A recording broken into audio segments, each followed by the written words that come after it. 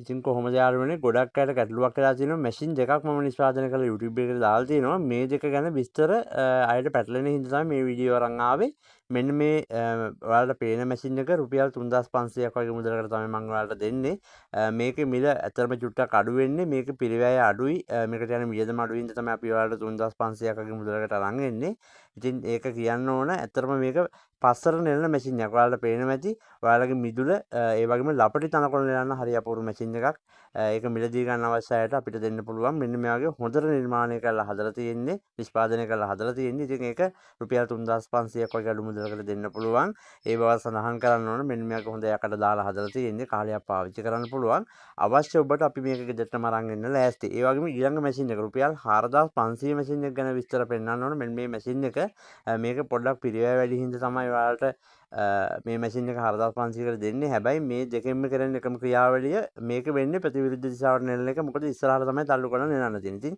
මේකෙදි ලොකු තනකොළ බෑ ලපටි තනකොළ තමයි ඉතින් මිදුල් නෙලන්න ලපටි තනකොළ නෙලන්න කාන්තාවකට උනත් පාවිච්චි කරන්න පුළුවන් මැෂින් දෙකක් විදිහට තමයි හඳුන්වා දෙන්නේ මේ මැෂින් දෙක. ඉතින් මේ සරල ක්‍රමයකට නෙලන්න තියෙන්නේ ඔයාලට මොන ආබාධ්‍ය පුද්ගලයෙකුට උනත් මේක නෙලන්න පුළුවන්.